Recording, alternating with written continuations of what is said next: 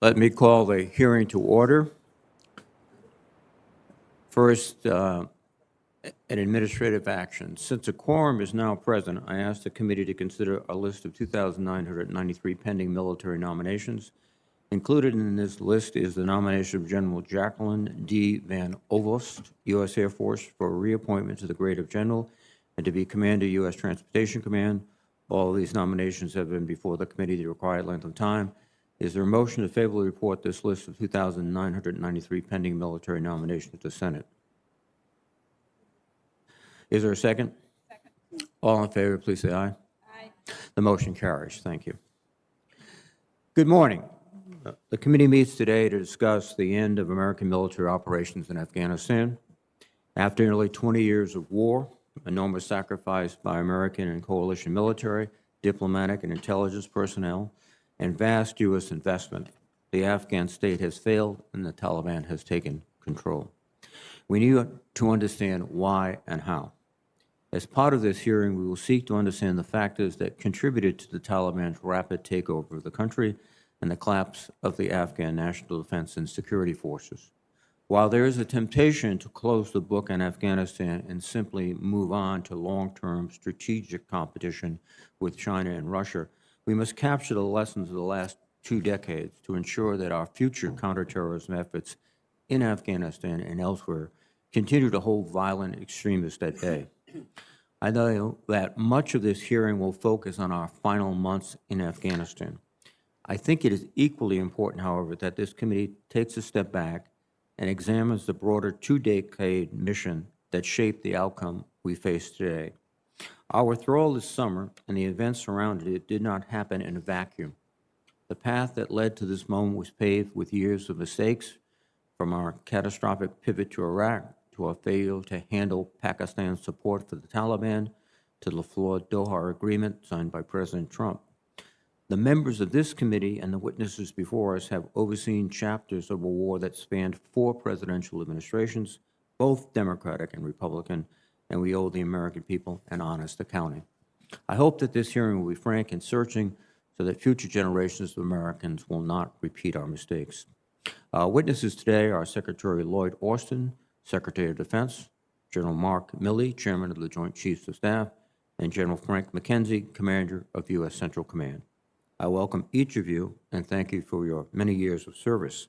I also want to commend and thank our military men and women for their heroic efforts to evacuate more than 124,000 American citizens, Afghan special immigrant visa applicants, and other at-risk Afghans for 17 days in chaotic and perilous conditions, a remarkable accomplishment. We especially honor the brave American servicemen and women who were killed and wounded while selflessly protecting those seeking safety. So how did we get here? There are countless decisions and factors that could be pointed to, but I would highlight a few that clearly paved the way.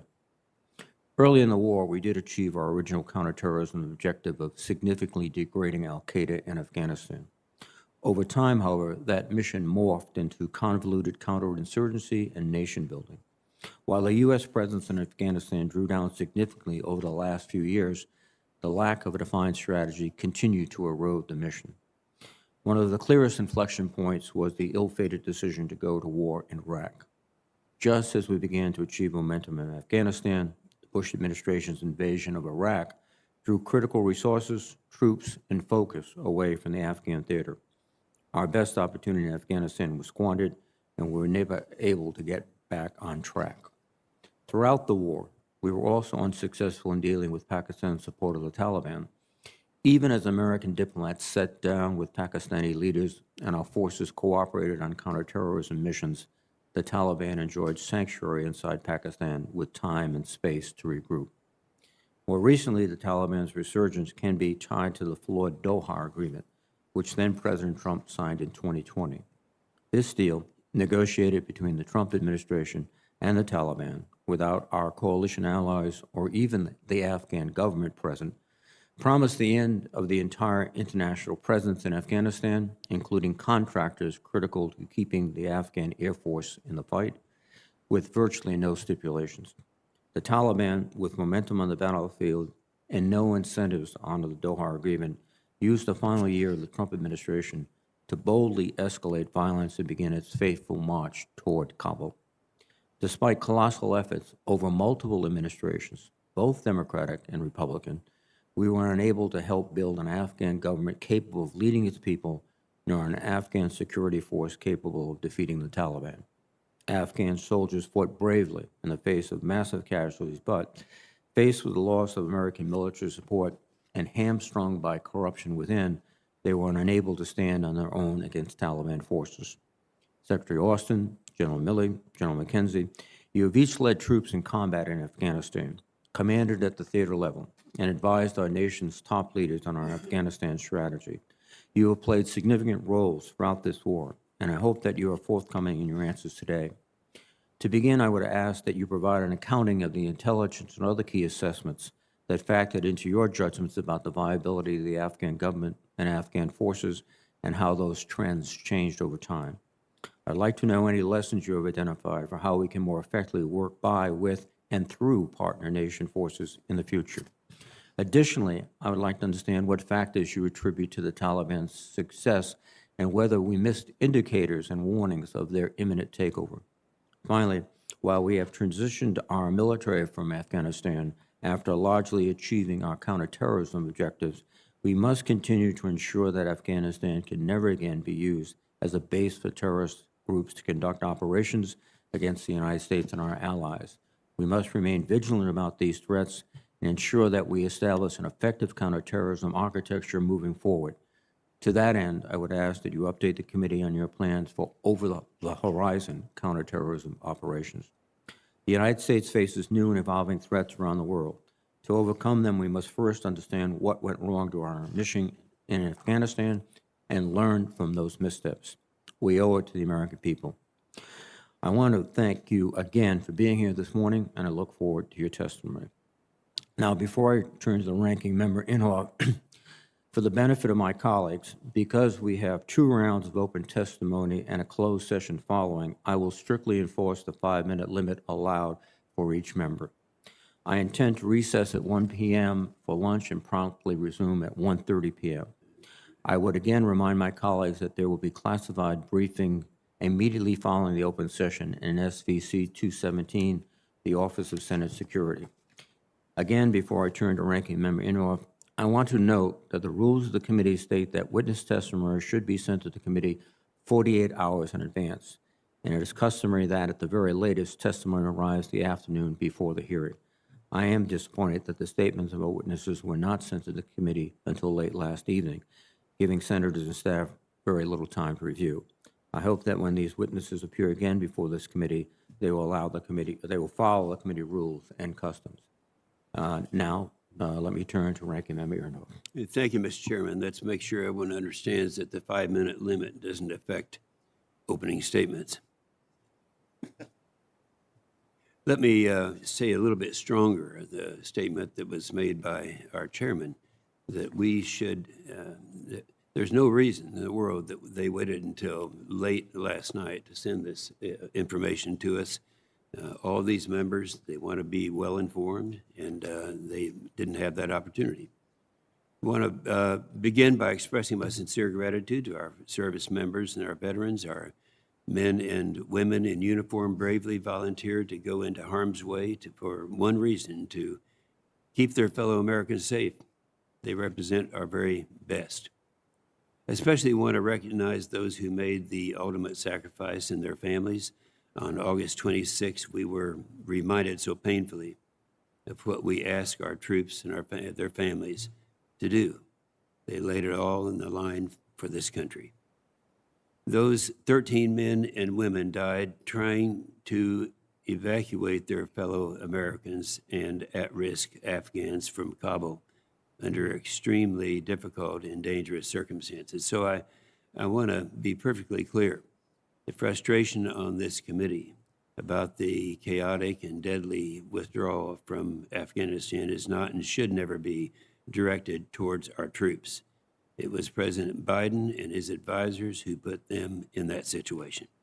Even worse, this was avoidable. Everything that happened was foreseen. My colleagues on this committee and on the commanders in charge We saw it coming, and so we were here today to understand what happened and why that advice was ignored. General McKenzie, you said in February, before the president decided to fully withdraw from Afghanistan, quote, "You have to take a condition-based approach." You expressed your concern, quote, about actions that the Taliban had taken up until this point, meaning that the Taliban was not constraining al-Qaeda, as it had agreed to do so under the conditions-based agreement that it signed with the Trump administration, that it was a condition-based statement and position.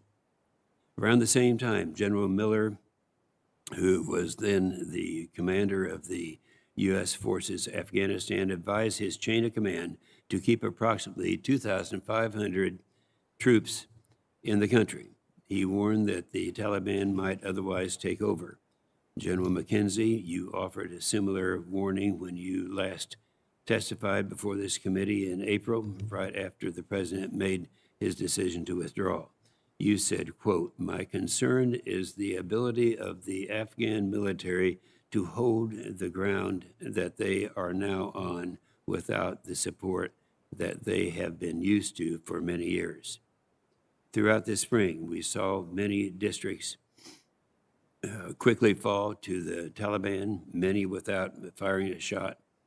This is why I urged President Biden in June to rethink his approach and maintain a small force in Afghanistan in order to prevent the collapse we ultimately saw. It was also why the members of this committee on both sides of the aisle spent months urging the administration to evacuate Americans and our Afghan partners sooner. But President Biden and his advisors didn't listen to his combat commander. He didn't listen to Congress, and he failed to anticipate what all of us knew would happen. So in August, we all witnessed the horror of President's own making. Afghans died as they desperately gripped into the departing flights. The Taliban is in a stronger position than it had been in 9/11. The terrorist Afghani members are now senior government in senior government positions. We went from we will never negotiate with terrorists to we must negotiate with terrorists. You know, in the years that I've been here, we've heard that over and over again, you don't negotiate with terrorists. And now it's required. Worst of all, 13 brave Americans were killed in the evacuation effort. 3 days later, the Biden administration said it was struck an ISIS operative. In fact, it killed 10 Afghan civilians, including 7 children. And then President Biden concluded the drawdown by doing the unthinkable. He left the Americans behind. The men and women who served in uniform, their heroic families, and the American people deserve answers. How did this avoidable disaster happen? Why were Americans left behind? President Biden's decision to withdraw has expanded the threat of terrorism and increased the likelihood of an attack on the homeland.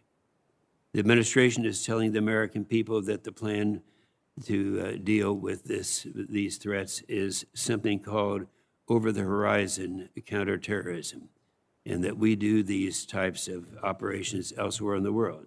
That's misleading at best and dishonest at worst. There is no plan. We have no reliable partners on the ground. We have no bases nearby. The Afghan government is now led by terrorists with long ties to al-Qaeda, and we're at the mercy of Pakistan government to get into the Afghan airspace.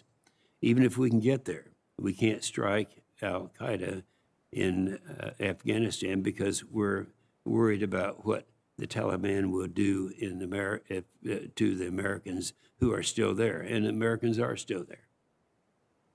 The administration needs to be honest. because of President Biden's dishonest decision, the terrorist threat to American families is rising significantly, while our ability to deal with these threats has declined decidedly. We will have another hearing with experts, witnesses on Thursday. That's just 2 days from now. We understand the Undersecretary of Defense, Colin Call, has agreed to testify in that hearing. So today is really just a start. So in conclusion, I would just like to say this. President Biden made a strategic decision to leave Afghanistan, which resulted in the death of 13 U.S. service members, the deaths of hundreds of Afghan civilians, including women and children. That's what terrorists do, and left American citizens surrounded by the very terrorists who attacked us on 9/11, and they're still there. Thank you, Mr. Chairman. Well, thank you very much, Senator Inhofe. Secretary Austin and Chairman Milley, the Doha Agreement. Oh, excuse me. We want to give you an opportunity to have opening statements, as I've been reminded. So, General Austin, you're recognized. Chairman Reed, Ranking Member Inhofe, members of this committee, thank you for the opportunity to appear before you today to discuss our recent drawdown and evacuation operations in Afghanistan. I'm pleased to be joined by Generals Milley and McKenzie, who I know will be able to provide you with additional context. I'd like to make a few points before turning it over to you and to them. And first, I want to say how incredibly proud I am of the men and women of the U.S. Armed Forces, who conducted themselves with tremendous skill and professionalism throughout the war, the drawdown, and the evacuation. Over the course of our nation's longest war, 2,461 of our fellow Americans made the ultimate sacrifice, along with more than 20,000 who still bear the wounds of war, some of which cannot be seen on the outside. And we can discuss and debate the decisions, the policies, and the turning points since April of this year, when the President made clear his intent to end American involvement in this war. And we can debate the decisions over 20 years that led us to this point. But I know that you agree with me that one thing not open to debate is the courage and the compassion of our service members who, along with their families, served and sacrificed to ensure that our homeland would never again be attacked the way it was on 9/11. I had the chance to speak with many of them during my trip to the Gulf region a few weeks ago, including the Marines who lost 11 of their teammates at the Abbey Gate in Kabul on the 26th of August. And I've never been more humbled and inspired. They are rightfully proud of what they accomplished and the lives they saved in such a short span of time. In fact, I'd like to talk to you a little bit about that issue of time. The reason that our troops were able to get there so quickly is because we planned for just such a contingency. We began thinking about the possibilities of a non-combatant evacuation as far back as this spring. Indeed, by late April, 2 weeks after the President's decision, military planners had crafted a number of evacuation scenarios. In mid-May, I ordered Central Command to make preparations for potential NEO. And 2 weeks later, I began pre-positioning forces in the region to include 3 infantry battalions. And on the 10th of August, we ran another tabletop exercise around a non-combatant evacuation scenario. We wanted to be ready, and we were. In fact, by the time that the State Department called for a NEO, leading elements of the 24th Marine Expeditionary Unit were already on the ground in Kabul. And before that weekend was out, another 3,000 or so ground troops had arrived, including elements of the 82nd Airborne. But let's be clear, those first 2 days were difficult. We all watched with alarm the images of Afghans rushing the runway and our aircraft. We all remember the scenes of confusion outside the airport. But within 48 hours, our troops restored order and process began to take hold. Our soldiers airmen, and Marines, in partnership with our allies and partners and our State Department colleagues, secured the gates, took control of airport operations, and set up a processing system for the tens of thousands of people they would be manifesting onto airplanes. They and our commanders exceeded all expectations. We plan to execute between 70 and 80,000, we plan to evacuate between 70 and 80,000 people. They evacuated more than 124,000. We plan to move between 5,000 and 9,000 people per day.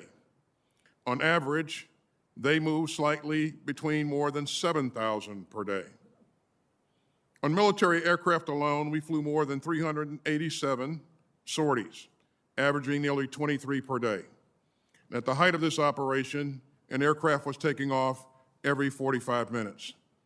And not a single sortie was missed for maintenance, fuel, or logistical problems. It was the largest airlift conducted in U.S. history, and it was executed in 17 days.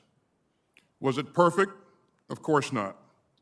We moved so many people so quickly out of Kabul that we ran into capacity and screening problems at intermediate staging bases outside Afghanistan. And we're still working to get Americans out who wish to leave. And we did not get out all of our Afghan allies enrolled in a special immigrant visa program. We take that seriously, and that's why we're working across the interagency to continue facilitating their departure. Even with no military presence on the ground, that part of our mission is not over. And tragically, lives were lost. Several Afghans killed climbing aboard an aircraft on that first day. 13 brave U.S. service members and dozens of Afghan civilians killed in a terrorist attack on the 26th. And we took as many as 10 innocent lives in a drone strike on the 29th. Non-combatant evacuations remain among the most challenging military operations, even in the best of circumstances. And the circumstances in August were anything but ideal. Extreme heat, a landlocked country, no government, a highly dynamic situation on the ground, and an active, credible, and lethal terrorist threat. In a span of just 2 days, from the 13th to the 15th of August, we went from working alongside a democratically elected, longtime partner government to coordinating warily with a longtime enemy. We operated in a deeply dangerous environment, and it proved a lesson in pragmatism and professionalism. We learned a lot of other lessons, too, about how to turn an Air Force base in Qatar to an international airport overnight, and about how to rapidly screen, process, and manifest large numbers of people. Nothing like this has ever been done before, and no other military in the world could have pulled it off, and I think that is crucial. Now, I know that members of this committee will have questions on many things, such as why we turned over Bagram Airfield, and how real is our over-the-horizon capability, and why didn't we start evacuation sooner, and why didn't we stay longer to get more people out? So let me take each in turn. Retaining Bagram would have required putting as many as 5,000 U.S. troops in harm's way just to operate and defend it. And it would have contributed little to the mission that we've been assigned, and that was to protect and defend the embassy, which was some 30 miles away. That distance from Kabul also rendered Bagram of little value in the evacuation. The staying at Bagram, even for counterterrorism purposes, meant staying at war in Afghanistan, something that the President made clear that he would not do. As for over-the-horizon operations, when we use that term, we refer to assets and target analysis that come from outside the country in which the operation occurs. These are effective and fairly common operations. Indeed, just days ago, we conducted one such strike in Syria, eliminating a senior al-Qaeda figure. Over-the-horizon operations are difficult, but absolutely possible. And the intelligence that supports them comes from a variety of sources and not just U.S. boots on the ground. As for when we started evacuations, we offered input to the State Department's decision, mindful of their concerns that moving too soon might actually cause the very collapse of the Afghan government that we all wanted to avoid. and that moving too late would put our people and our operations at greater risk. And as I said, the fact that our troops were on the ground so quickly is due in large part to our planning and our pre-positioning of forces. And as for the mission's end, my judgment remains that extending beyond the end of August would have greatly imperiled our people and our mission. The Taliban made clear that their cooperation would end on the 1st of September. And as you know, we face grave and growing threats from ISIS-K. Staying longer than we did would have made it even more dangerous for our people and would not have significantly changed the number of evacuees we could get out. Now, as we consider these tactical issues today, we must also ask ourselves some equally tough questions about the wider war itself, and pause to think about the lessons that we have learned over the past 20 years. Did we have the right strategy? Did we have too many strategies? Did we put too much faith in our ability to build effective Afghan institutions, an army, an air force, a police force, and government ministries? We helped build a state, Mr. Chairman, but we could not forge a nation.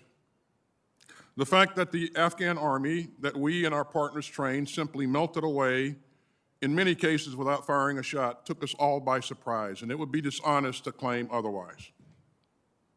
We need to consider some uncomfortable truths. That we didn't fully comprehend the depth of corruption and poor leadership in the senior ranks. That we didn't grasp the damaging effect of frequent and unexplained rotations by President Ghani of his commanders. That we didn't anticipate the snowball effect caused by the deals that the Taliban commanders struck with local leaders in the wake of the Doha Agreement. And that the Doha Agreement itself had a demoralizing effect on Afghan soldiers. And finally, that we failed to grasp that there was only so much for which and for whom many of the Afghan forces would fight. We provided the Afghan military with equipment and aircraft and the skills to use them. Over the years, they often fought bravely. Tens of thousands of Afghan soldiers and police died. But in the end, we couldn't provide them with the will to win, at least not all of them. And as a veteran of that war, I am personally reckoning with all of that.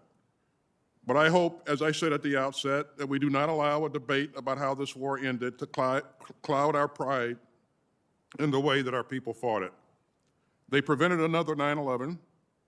They showed extraordinary courage and compassion in the war's last days, and they made lasting progress in Afghanistan that the Taliban will find difficult to reverse and that the international community should work hard to preserve. Now, our service members and civilians face a new mission, helping these Afghan evacuees move on to new lives and new places. And they are performing that one magnificently as well. I spent time with some of them up at Joint Base McGuire-Dix Lakehurst just yesterday. I know that you share my profound gratitude and respect for their service, their courage, and professionalism, and I appreciate the support that this committee continues to provide them and their families. Thank you. Thank you, Mr. Secretary. General Milley, I believe you have a statement. Chairman Reed, Ranking Member Inhofe, and thank you for the opportunity to be here with Secretary Austin and General McKenzie to discuss Afghanistan. As you mentioned up front, we submitted matters for the record, a lengthy statement of this cut-down oral version, and I know it got too late. During the past 20 years, the men and women of the United States military, along with our allies and partners, fought the Taliban, brought Osama bin Laden to justice, denied al-Qaeda sanctuary, and protected our homeland for 2 consecutive decades. Over 800,000 of us in uniform served in Afghanistan. Most importantly, 2,461 of us gave the ultimate sacrifice, while 20,698 of us were wounded in action, and countless others of us suffer the invisible wounds of war. There's no doubt in my mind that our efforts prevented an attack on the homeland from Afghanistan, which was our core original mission. And everyone who served in that war should be proud. Your service mattered. Beginning in 2011, we steadily drew down our troop numbers, consolidated and closed bases, and retrograded equipment from Afghanistan. At the peak in 2011, we had 97,000 U.S. troops alongside 41,000 NATO troops in Afghanistan. 10 years later, when Ambassador Khalilzad signed the Doha Agreement with Milley on 29 February 2020, the United States had 12,600 U.S. troops with 8,000 NATO and 10,500 contractors. This has been a 10-year multi-administration drawdown, not a 19-month or 19-day NEO.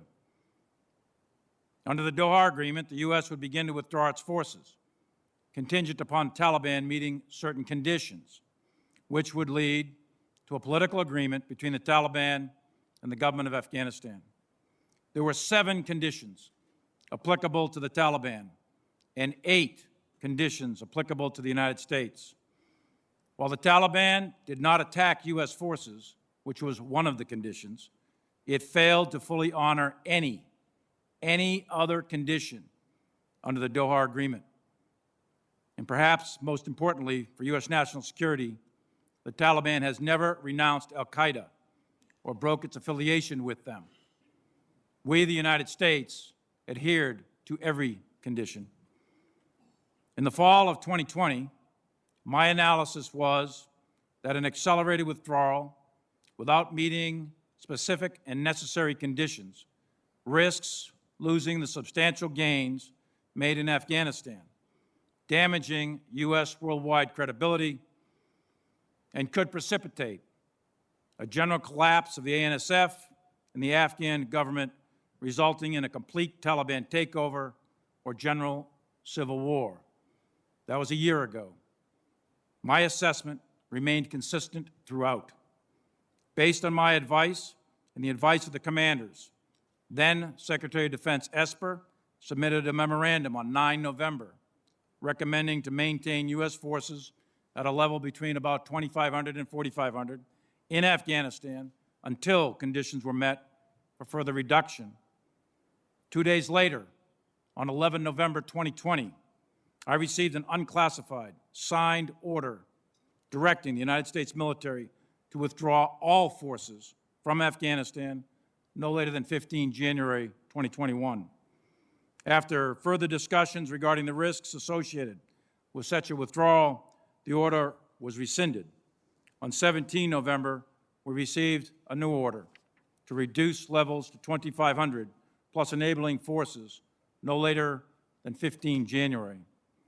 When President Biden was inaugurated, there were approximately 3,500 U.S. troops, 5,400 NATO troops, and 6,300 contractors in Afghanistan with a specified task of train, advise, and assist, along with a small contingent of counterterrorism forces. The strategic situation at inauguration was stalemate. The Biden administration, through the National Security Council process, conducted a rigorous interagency review of the situation in Afghanistan in February, March, and April. During this process, the views of the Joint Chiefs of Staff, all of us, the CENTCOM commander, General McKenzie, the U.S. 4A commander, General Miller, and myself were all given serious consideration by the administration. We provided a broad range of options in our assessment of their potential outcomes. The cost, benefit, risk to force, and risk to mission were evaluated against the national security objectives of the United States.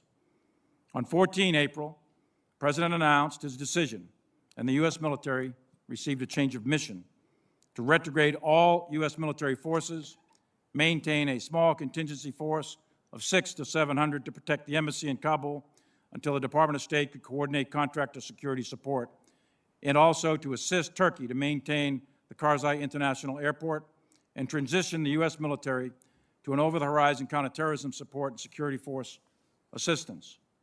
It is clear, it is obvious, the war in Afghanistan did not end on the terms we wanted, with the Taliban now in power in Kabul. Although the NEO was unprecedented and is the largest air evacuation in history, evacuating 124,000 people, it came at an incredible cost of 11 Marines, 1 soldier, and a Navy corpsman. Those 13 gave their lives so that people they never met will have an opportunity to live in freedom. And we must remember that the Taliban was and remains a terrorist organization, and they still have not broken ties with al-Qaeda. I have no illusions who we are dealing with. It remains to be seen whether or not the Taliban can consolidate power or if the country will further fracture into civil war. But we must continue to protect the United States of America and its people from terrorist attacks coming from Afghanistan. A reconstituted al-Qaeda or ISIS with aspirations to attack the United States is a very real possibility. And those conditions, to include activity in ungoverned spaces, could present themselves in the next 12 to 36 months. That mission will be much harder now, but not impossible, and we will continue to protect the American people. Strategic decisions have strategic consequences. Over the course of 4 presidents, 12 secretaries of defense, 7 chairmen, 10 CENTCOM commanders, 20 commanders in Afghanistan, hundreds of congressional delegation visits, and 20 years of congressional oversight, there are many lessons to be learned. 2, specific to the military that we need to take a look at, and we will, is did we mirror image the development of the Afghan National Army? And the second is the rapid collapse, unprecedented rapid collapse of the Afghan military in only 11 days in August. However, one lesson must never be forgotten.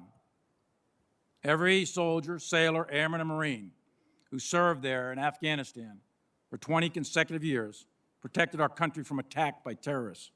And for that, they should be forever proud, and we should be forever grateful. Thank you, Chairman. And if I could, I know that there's some issues in the media that are of deep concern to many members on the committee. And with your permission, I'd like to address those for a minute or two. Again, I've submitted memoranda for the committee to take a look at. You may proceed. Mr. Chairman, I've served this nation for 42 years. I've spent years in combat, and I've buried a lot of my troops who died while defending this country. My loyalty to this nation, its people, and the Constitution hasn't changed and will never change as long as I have a breath to give.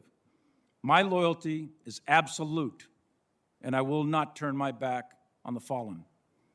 With respect to the Chinese calls, I routinely communicated with my counterpart, General Lee, with the knowledge and coordination of civilian oversight. I am specifically directed to communicate with the Chinese by Department of Defense guidance, the policy dialogue system. These military-to-military communications at the highest level are critical to the security of the United States in order to deconflict military actions, manage crisis, and prevent war between great powers that are armed with the world's most deadliest weapons. The calls on 30 October and 8 January were coordinated before and after with Secretary Esper and Acting Secretary Miller's staffs and the interagency. The specific purpose of the October and January calls were generated by concerning intelligence, which caused us to believe the Chinese were worried about an attack on them by the United States. I am certain that President Trump did not intend to attack the Chinese, and it is my directed responsibility, and it was my directed responsibility by the Secretary to convey that intent to the Chinese. My task at that time was to de-escalate.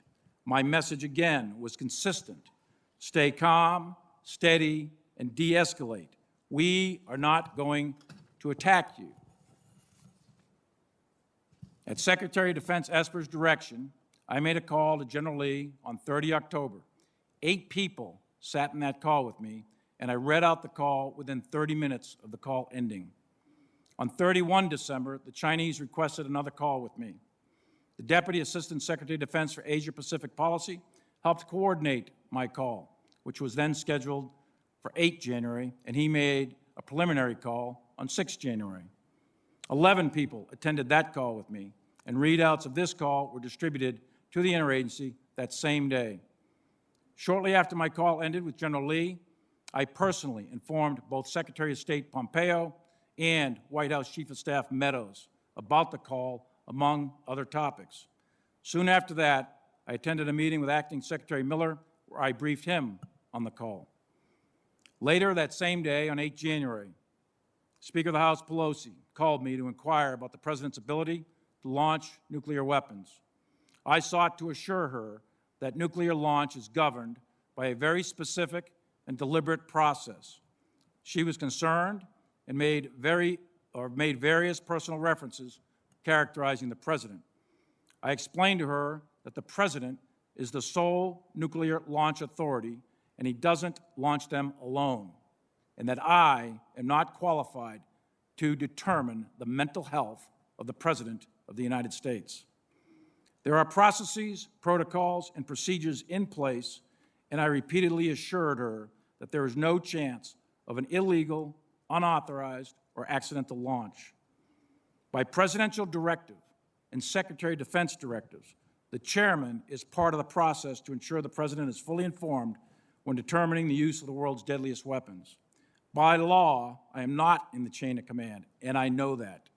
However, by presidential directive and DoD instruction, I am in the chain of communication to fulfill my legal statutory role as the President's primary military advisor. After the Speaker Pelosi call, I convened a short meeting in my office with key members of my staff to refresh all of us on the procedures which we practice daily at the action officer level. Additionally, I immediately informed Acting Secretary of Defense Miller of Speaker Pelosi's phone call. At no time was I attempting to change or influence the process, usurp authority, or insert myself in the chain of command. But I am expected, I am required to give my advice and ensure that the President is fully informed on military matters. I am submitting for the record a more detailed and unclassified memoranda that I believe you all now have, although late. And I welcome a thorough walkthrough on every single one of these events. And I'd be happy in a classified session to talk in detail about the intelligence that drove these calls. I'm also happy to make available any email, phone logs, memoranda, witnesses, or anything else you need to understand these events.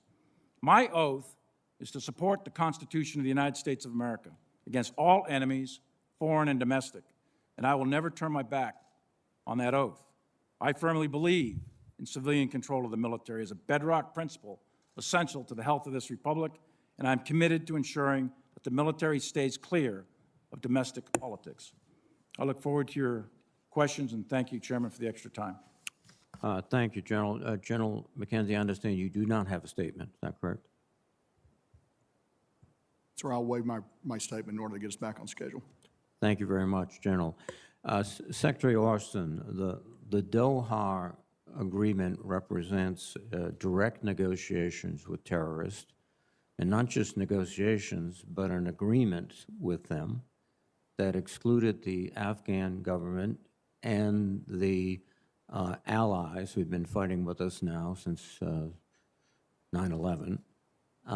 It set a fixed departure date with conditions has been indicated were not really followed consistently by the Taliban.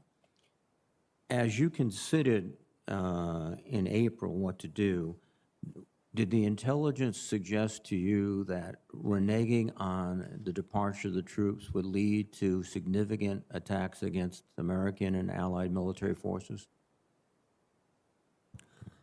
Chairman, to my recollection, the intelligence was clear that if we did not leave in accordance with that agreement, the Taliban would recommence attacks on our forces.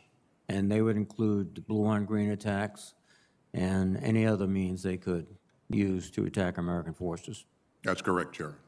So the choice was, in many respects, were we going to incur additional casualties indefinitely in Afghanistan?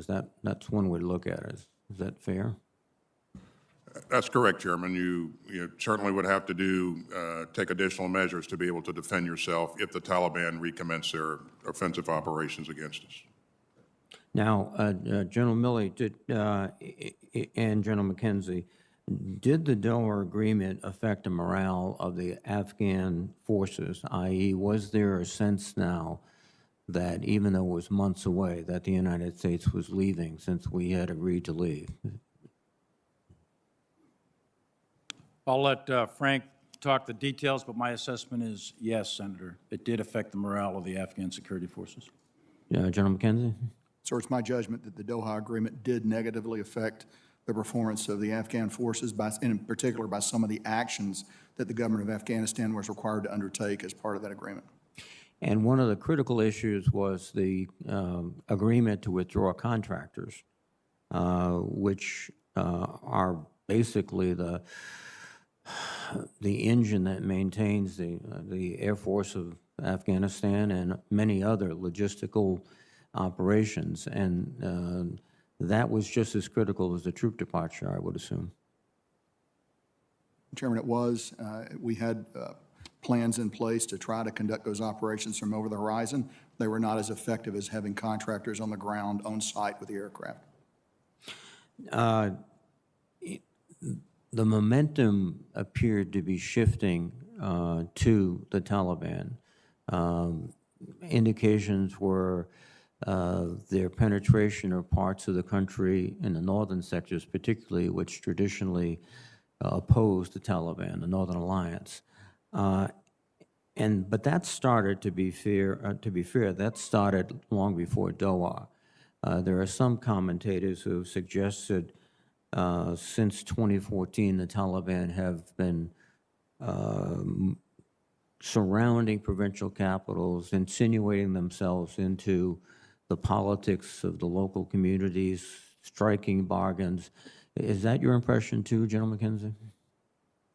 So I think it is a good assessment that from 2014 on, the Taliban did pursue that strategy, and they had some success. Now, the government of Afghanistan also had success holding on to centralized urban areas and population centers. But the Taliban pursued a distinct strategy and had some success with it. Now, Secretary Austin, you did provide your best military advice to the President regarding the situation in Afghanistan, and has been recounted several times. There were multiple meetings, and he received advice from many different quarters. Do you feel that you had the opportunity to make your advice very clear?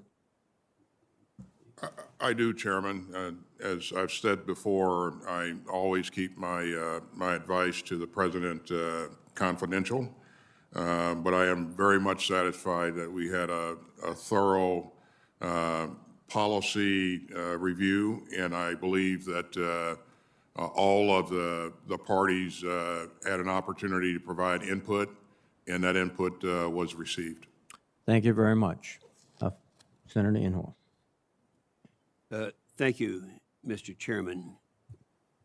It was 2 weeks ago that we had a closed classified hearing. We had General Miller's recommendation at that time. Well, let me first of all just mention that during their confirmation process, you committed, and I'm speaking now to General McKenzie and General Milley, to giving your honest and personal views of this committee, even if those views were differed from those of the administration, and I'm confident that you will be doing that. During this hearing that we had, it was emphasized to us from General Miller that he was recommending the 2,500 troops in Afghanistan. Now, we didn't receive the documentation from your offices, I say to the witnesses today, until, well, actually 10:35 last night. So it really wasn't time to get into a lot of the details, but I'd ask General McKenzie, did you agree to the recommendation that General Miller had 2 weeks ago? Senator, again, I won't share my personal recommendation to the President, but I will give you my honest opinion, and my honest opinion and view shaped my recommendation. I recommended that we maintain 2,500 troops in Afghanistan, and I also recommended earlier in the fall of 2020 that we maintain 4,500 at that time. Those are my personal views. I also have a view that the withdrawal of those forces would lead inevitably to the collapse of the Afghan military forces and eventually the Afghan government. Yes, so I understand that. And General Milley, I assume you agree with that in terms of the recommendation of 2,500? What I said in my opening statement and the memoranda that I wrote back in the fall of 2020 remained consistent, and I do agree with that. This committee is unsure as to whether or not General Miller's recommendation ever got to the president. Obviously, there are conversations with the president, but I would like to ask, even though General McKenzie, I think you've all made this statement, did you talk to the president about General Miller's recommendation? Sir, I was present when that discussion occurred, and I'm confident that the president heard all the recommendations and listened to them very thoughtfully. So one of the recommendations that was made by the three of you would be the recommendation that originally was made by General Miller's 2 weeks ago. During the August 18th interview on ABC, George Stephanopoulos asked President Biden whether U.S. troops would stay beyond August 31st if there are still Americans to evacuate. President Biden responded, and this is a quote, "If there's American citizens left, we're going to stay to get them all out." This didn't happen. The President Biden's decision resulted in all of the troops leaving, but the American citizens are still trying to get out. How many American citizens, is it your opinion, are still there? Just go down the line, each one of you. Anyone? Senator, I would defer to the State Department for that assessment. That's a dynamic process. They've been contacting the civilians that are in Afghanistan, and again, I would defer to them for definitive numbers. Mm-hmm. Go ahead. Others? Just same as the Secretary just said. There were numbers at the beginning of this whole process with the F-77 report out of the embassy, and we know that we took out almost 6,000, I guess it is, American citizens.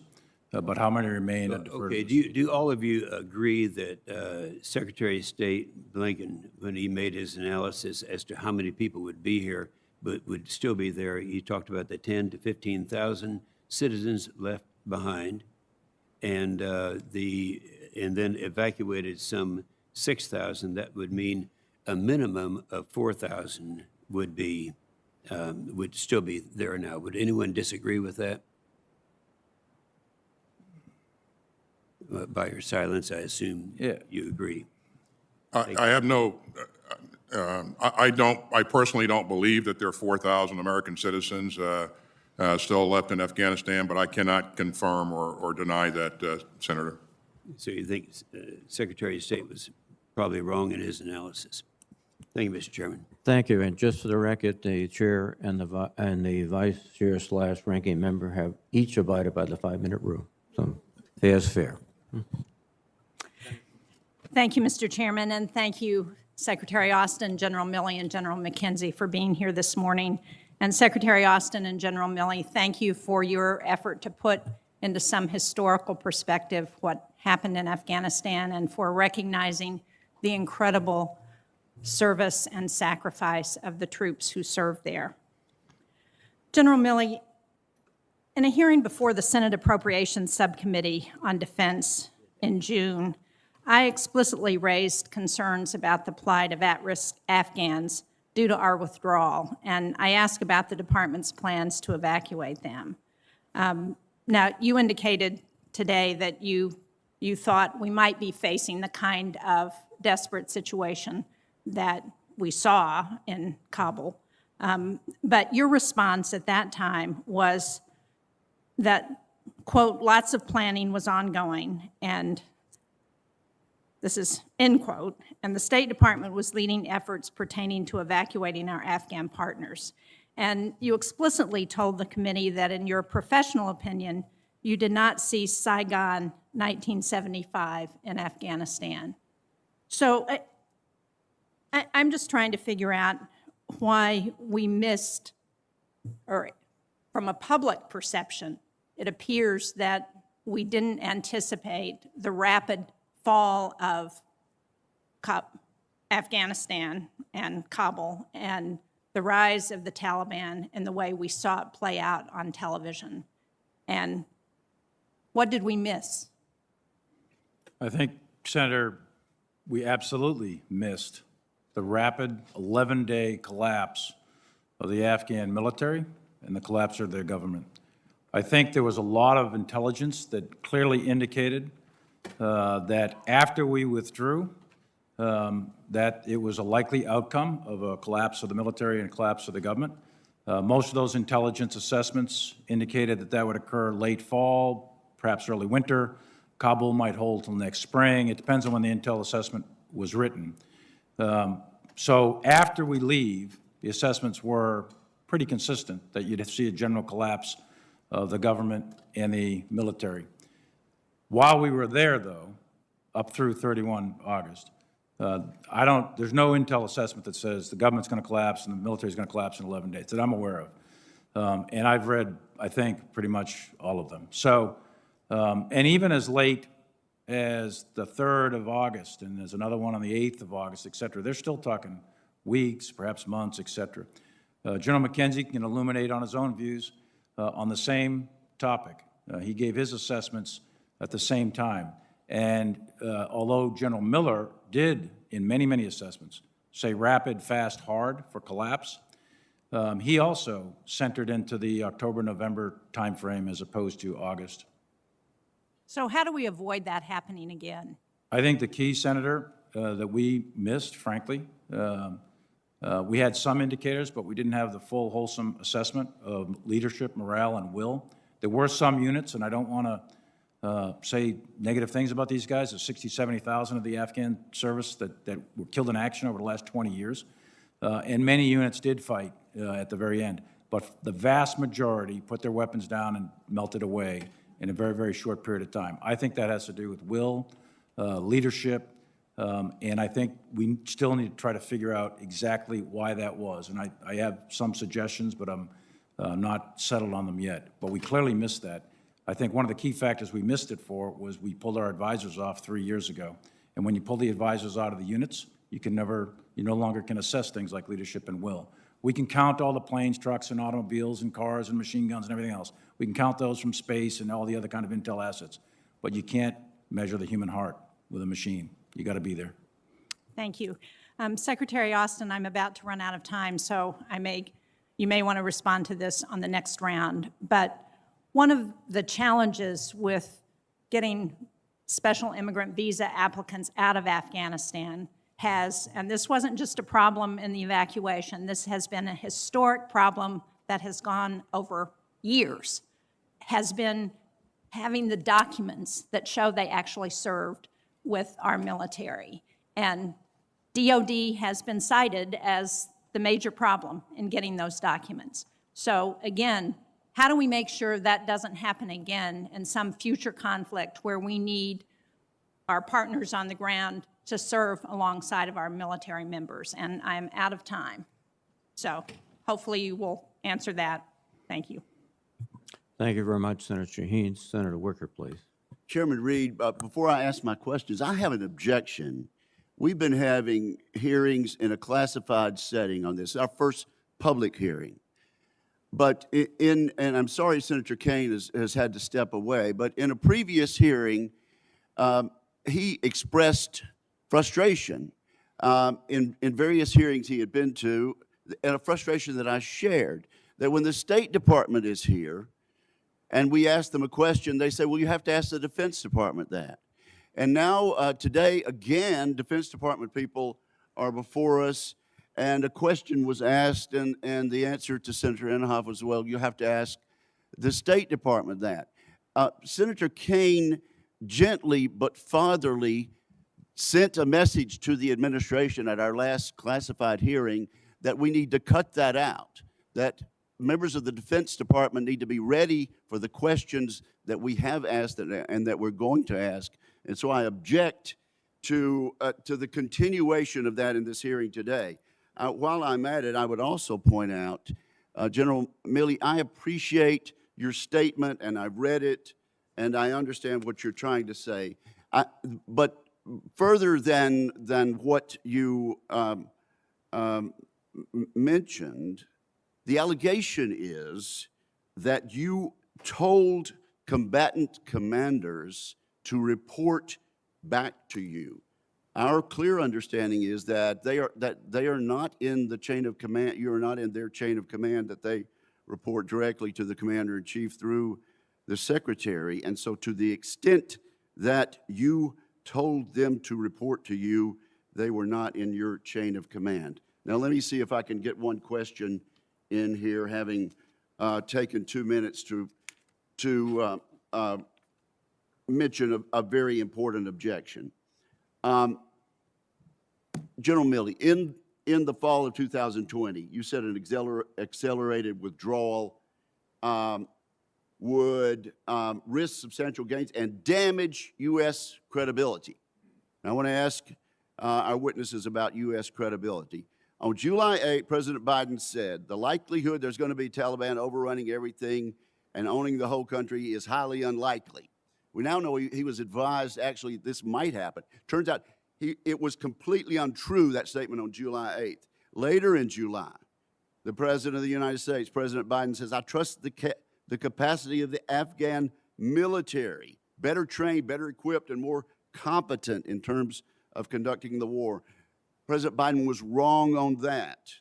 We told our interpreters, our drivers, our friends, the people who had had our backs during this entire period of time, that we would not abandon them, and that's exactly what we did. And in an interview, it's already been referred to on network news, President Biden says, and I quote, if there's American citizens left, we're going to stay and get them all out. 2 days later, the President of the United States unequivocally said, any American who wants to come home, we'll get you home. We're going to stay and get them out.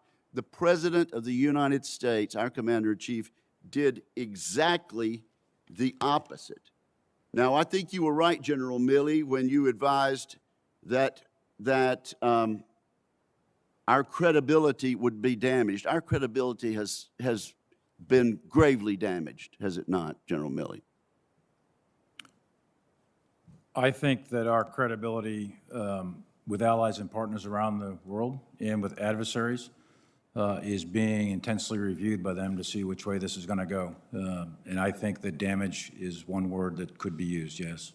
Yes, and Secretary Austin, there's no question that this sends a disastrous message to China and Russia.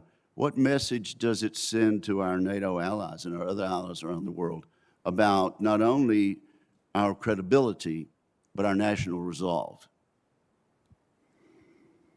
Thanks, Senator. What the world witnessed is the United States military evacuating 124,000 people out of a contested environment in 17 days. Well, you testified that that was a great accomplishment, our withdrawal and our evacuation. What about our credibility? As I engage my counterparts, I think our credibility remains solid. Clearly, Senator, there will be people who question things going forward, but I would say that the United States military is one that, and the United States of America, people place great trust and confidence in. And relationships are things that we have to work on continuously, and we understand that, and we'll continue to do that. Thank you, Senator Wicker. Senator Gillibrand, please. Thank you, Mr. Chairman. I'm also very grateful to our service members who committed so much over the last 20 years. And I do want to thank President Biden for taking the tough yet necessary step to stop and end an endless war, something that many of us have pushed for over the last decade. There's obviously still a lot to do, both overseas and here at home, such as ensuring that Afghan refugees are treated respectfully and responsibly, both on the DoD bases, such as ensuring that they can be transitioned into their new lives in the United States, We also have the responsibility to our troops and to all Americans to make sure that we have a complete picture of what we did, accomplished, and happened over the last 20 years across all the administrations.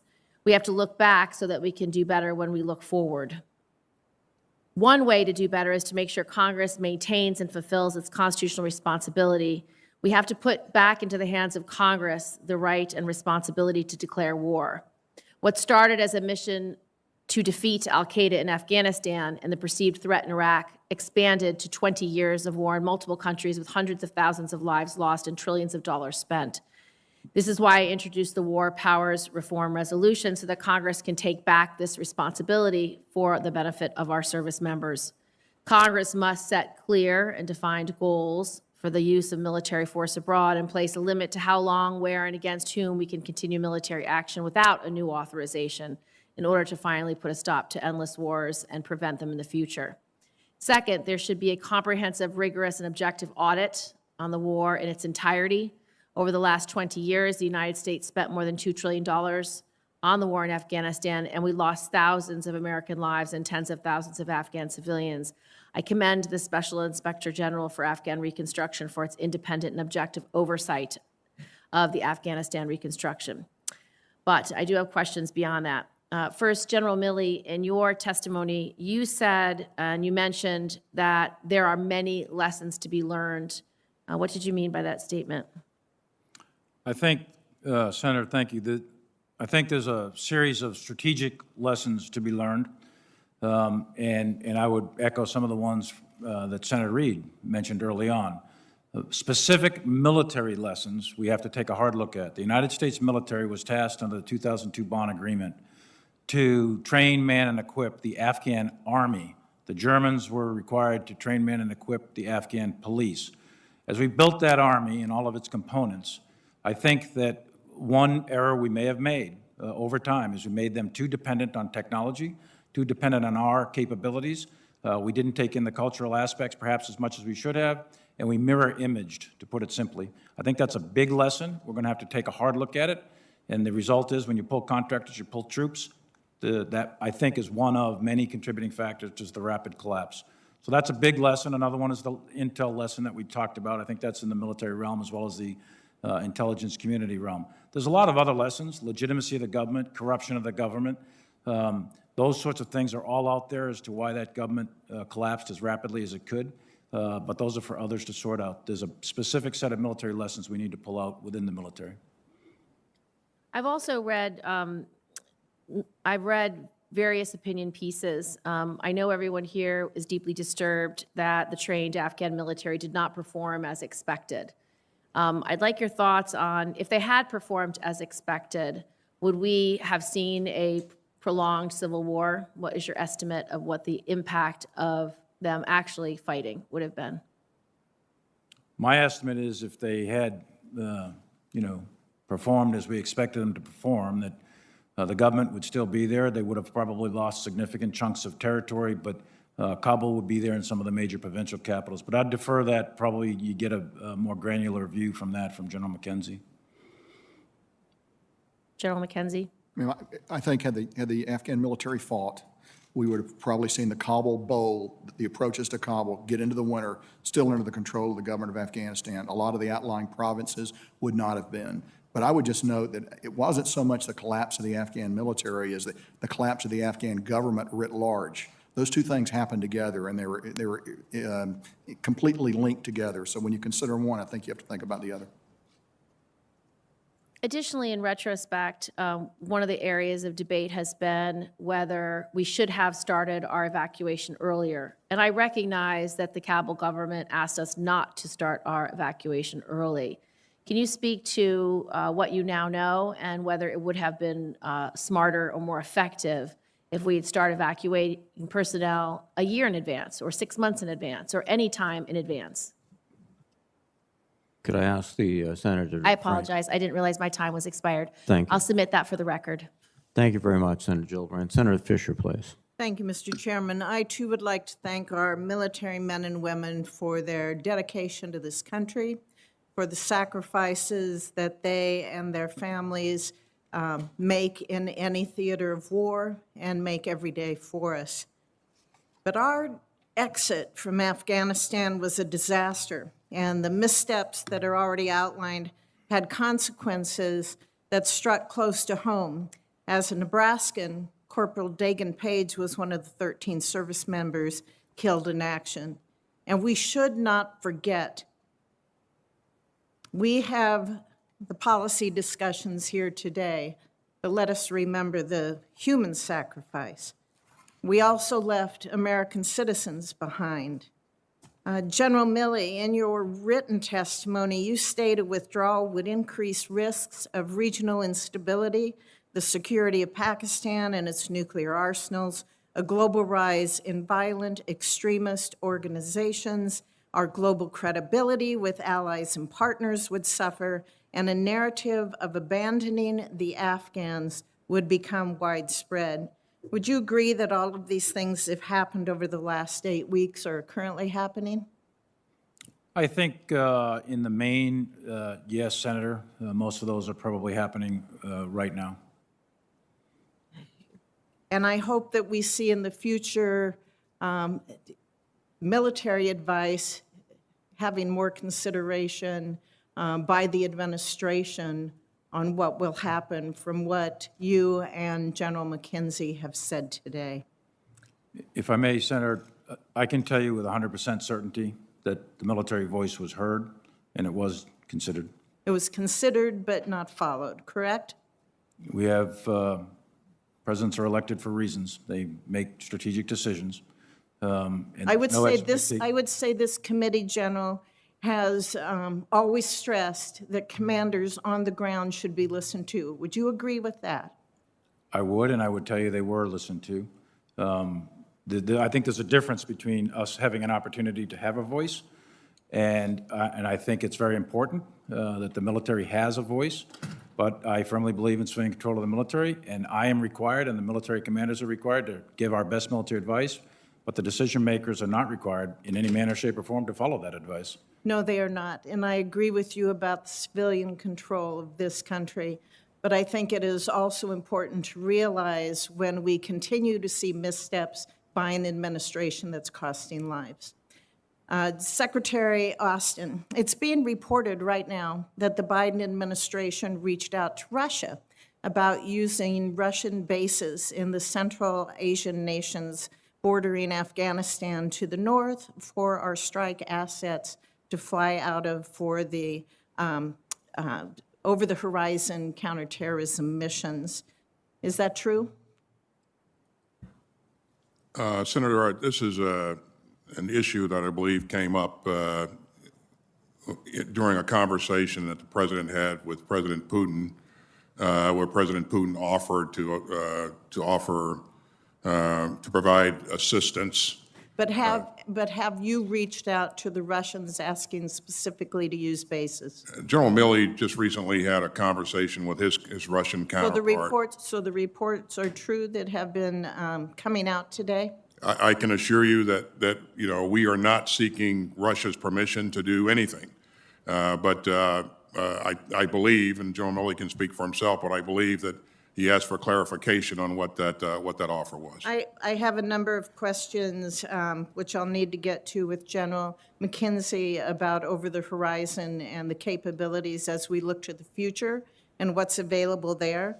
But I think it's what we're seeing in the reports today about asking to use Russian bases. That's just another example that we see of the Biden administration. They've really left us in a terrible position that we have to ask the Russians to be able to protect the United States from terrorists, and we have to ask them to use their installations. Thank you, And I would Mr. just Chairman. reemphasize, Senator, that we're not asking the Russians for anything. But you're negotiating, trying to get these bases to be able to use their installations, because Afghanistan is a landlocked country, and when we have explanations from the military, and they give examples for over the horizon and use countries like Yemen and Libya and Somalia, that does not take into consideration that Afghanistan is landlocked, and we have to depend on Pakistan to give us airspace to get there. Thank you, Mr. Chairman. Thank you, Senator Fisher. Senator Blumenthal, please. Thanks, Mr. Chairman. And I want to express my hope that this hearing is just the beginning, a first step in an in-depth analysis, going not just to the last 10 weeks or even 10 months, but 10 years and longer back, so that we can match the courage of the men and women of America who have sacrificed during this 20-year war, all of them and all of their families, not just in Afghanistan, but around the world. And we owe them, veterans of America, much more than we're giving them right now because they have earned it.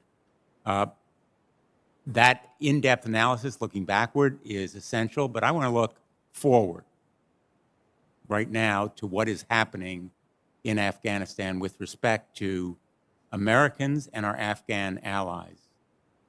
After our withdrawal, it was left to an unofficial network or coalition of veterans, NGOs, some government officials.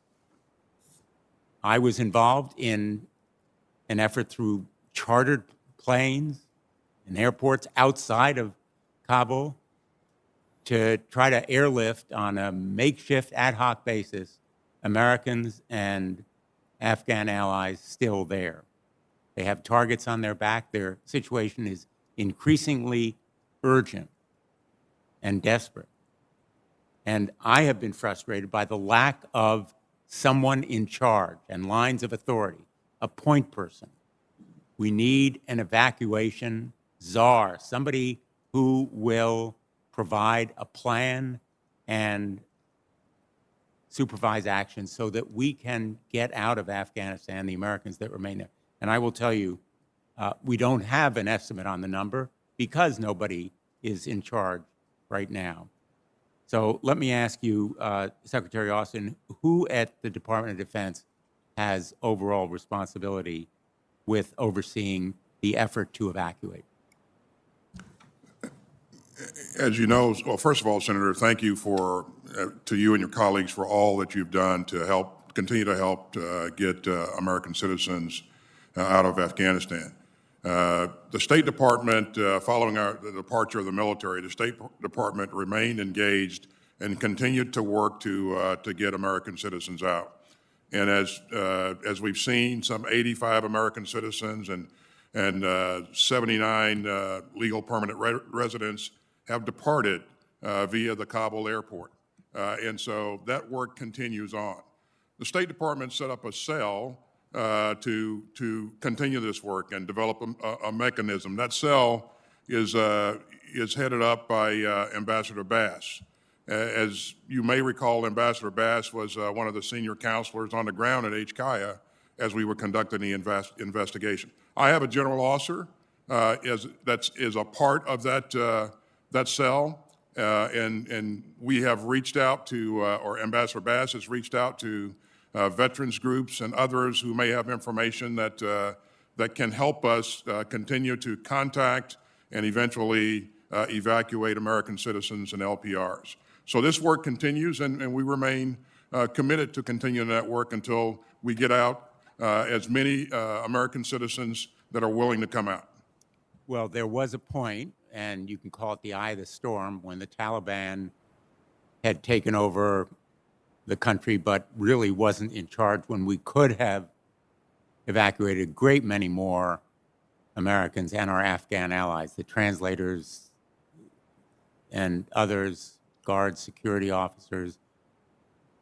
And I feel that the administration was on notice. In fact, a group of us went to the White House in the spring and urged that there be a plan for evacuation. And unfortunately, the withdrawal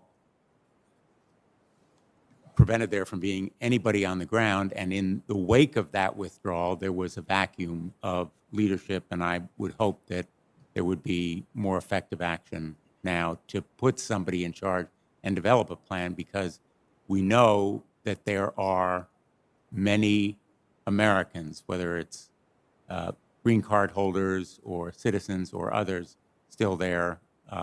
In Connecticut, we have a resettlement organization called IRIS. Chris George, who heads it, has told us of individuals who are still there, more than 40 in Kabul. I'm sure other organizations similarly know of such Americans who are still there. Thank you. Thank you, Senator Blumenthal. Senator Cotton, please.